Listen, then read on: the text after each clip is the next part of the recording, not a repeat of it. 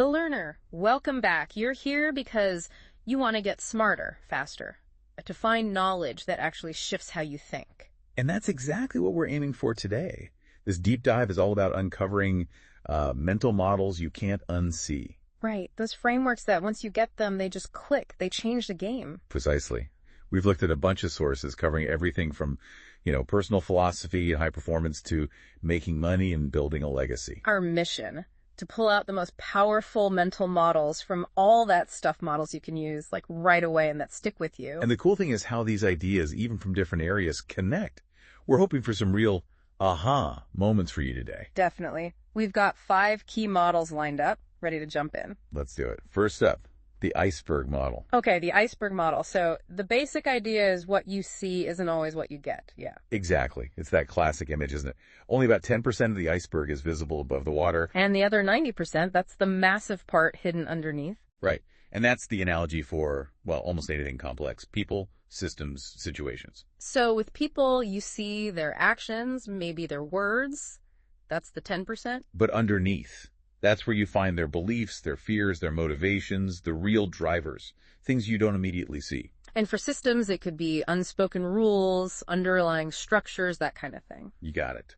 The model really pushes you to ask, okay, what's unseen here, instead of just reacting to the surface level stuff. Which is crucial if you want to be genuinely well-informed, right? To look beyond the headlines or the obvious behavior. Absolutely. Because if you only see that tip, you often misjudge things. You might misunderstand why someone's acting a certain way or why a system isn't working. Yeah, you make assumptions based on incomplete information. And those assumptions can be costly. So the takeaway is, always probe deeper. Ask what's driving the visible part. Okay, that makes a lot of sense. And once you start looking deeper, you start thinking about, what happens because of those hidden things? Perfect transition. That leads us straight into our second model, second-order thinking. This one comes up a lot in strategic thinking, doesn't it? It really does. It's almost like a necessary partner to the iceberg model. Once you see below the surface, you need to think about the knock-on effects. So it's about asking, and then what? Exactly. Then what? It's moving beyond the immediate consequence, the first thing that happens, and asking, okay, what happens after that? And after that? So not just the direct result, but the ripple effects. Precisely. The downstream impacts, both the good and the bad. That might not be obvious at first glance. It's the opposite of just reacting, then. Very much so. Reactive thinking stops at the first order effect. We do X and Y happens. End of story. But strategic thinking, using second order thinking, keeps asking, then what? Right. Think about, say, a company quickly cutting costs. First order effect. Maybe profits look better this quarter. Okay, immediate positive. But second order thinking asks, then what? Maybe employee morale plummets. Maybe product quality suffers. Maybe innovation stalls. In third order, maybe top talent leaves. Competitors gain ground. The brand reputation tanks. You see, it's about anticipating those follow-on consequences. It's a hallmark of people who make really smart long-term decisions. Which gives you a massive advantage, right? If you can see 2 or 3 steps ahead when others only see the first move. Absolutely. It helps you avoid unintended negative outcomes and spot opportunities others miss. It's about playing chess, not checkers. So let's link them. Iceberg helps you see the hidden drivers, and second-order thinking helps you map out the future consequences of those drivers or any actions taken because of them. Perfect. You see, someone is always late for meetings, the tip of the iceberg. The iceberg model makes you ask why. Maybe they lack confidence, maybe poor time management, maybe something else unseen. And second-order thinking asks, okay, if this continues, then what? Impact on the team, on projects, on their career. Exactly. You get a much richer, more dynamic picture. It's not just what is happening, but why and what might happen next. Okay, powerful combo. Now, with all this potential complexity, how do you decide where to focus your energy? Which opportunities are worth pursuing? Good question. That brings us nicely to mental model number 3, the 4L lens. The 4L lens. Sounds like a filter. It is, essentially. It's a way to evaluate opportunities, especially when you feel overwhelmed or want to be efficient with your learning and effort. The 4L stand for learn, leverage, loop, and let go. Okay, break those down for us. Learn. Pretty straightforward. Does this opportunity teach you something valuable? A new skill, new knowledge, new perspective? Got it. Leverage. This connects to that idea of leverage being a force multiplier. Does the opportunity scale your effort? Does it allow you to achieve more with the same or less Input. Think systems, platforms, collaborations. So disproportionate returns on effort. Makes sense. Loop. Loop is about feedback and improvement. Does the opportunity have a built-in way for you to get feedback, iterate, and get better over time? Continuous improvement. Like building feedback into your routine. Okay.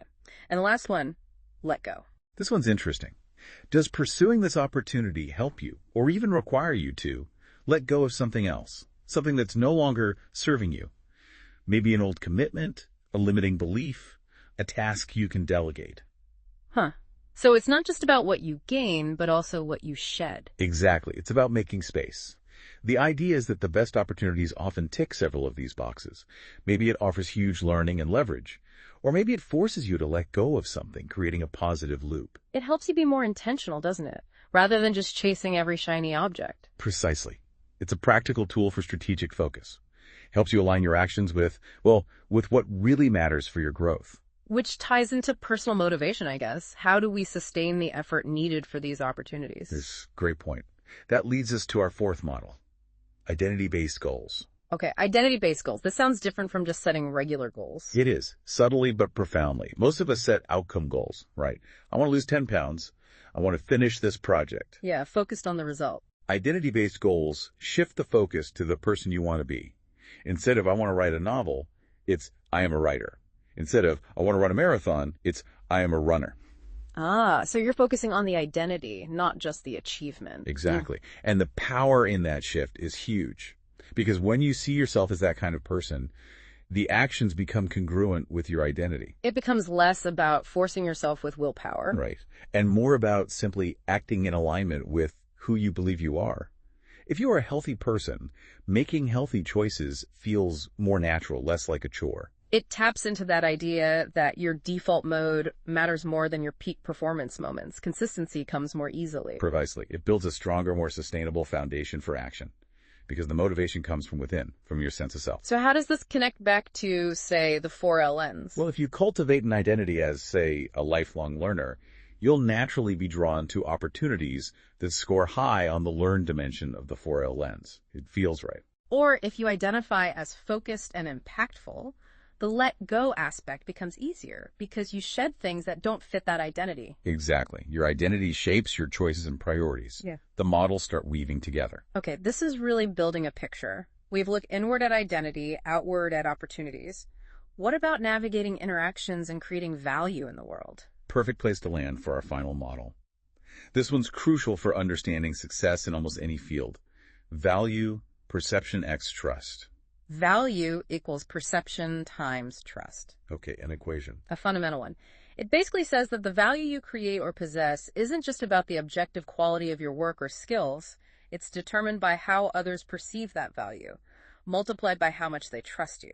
So two key factors, perception and trust. Let's unpack perception first. Perception is all about how your worth is seen by others. It's influenced by your branding, your communication, your reputation, how you package things. So you could be brilliant, but if you can't communicate that effectively, your perceived value might be low. Persuasive communication is key here. How do you signal your competence and worth? Makes sense. And the other factor, trust. Trust is the bedrock. It's built on reliability, consistency, integrity. Do people believe you'll deliver? Do they believe you have their best interests at heart, or at least won't exploit them? And without trust, even high perceived skill might not translate to actual value or opportunity, right? Absolutely. Think about it. Would you hire the most skilled surgeon if you didn't trust their judgment or ethics? Probably not. Trust is essential for any lasting relationship or transaction. Your reputation is a form of leverage. So the equation implies you can increase your overall value by working on either perception or trust. Or ideally both. You can enhance your skills and get better at communicating them, boosting perception. And you can consistently act with integrity and reliability, boosting trust. And failing on one significantly impacts the total value because it's multiplication. Low trust tanks the whole equation. Exactly. Zero trust means zero value, no matter how skilled you are perceived to be. This really highlights the importance of character and reputation alongside competence. It absolutely does. And it links back to other ideas we've touched on. Remember thinking in portfolios. This equation encourages you to build a portfolio not just of skills, but also of trust and positive perception. And even the courage to be disliked fits here, doesn't it? Standing by your principles builds integrity, which builds trust, even if some people don't like it initially. Precisely. Long-term trust often requires short-term courage. It also connects to that fog test, doing the right thing even when no one's watching. That builds genuine, deep trust. Wow, okay.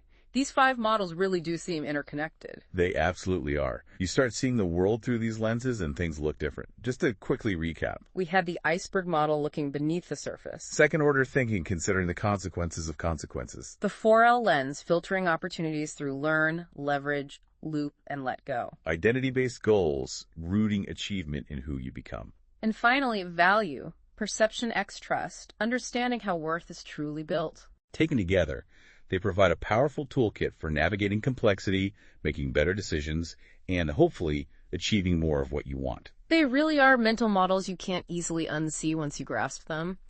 So the learner, the real question is, now what? Yeah, how will you use these now that you're starting to see those hidden depths, those potential ripple effects, that interplay of perception and trust? How does that change how you look at your next challenge, your next opportunity? Maybe think about which one of these resonated most strongly with you today. Is it the iceberg, second-order thinking? Which one feels most applicable right now? That's the invitation. Take these models, play with them, apply them, see how they shift your perspective. That's where the real learning happens.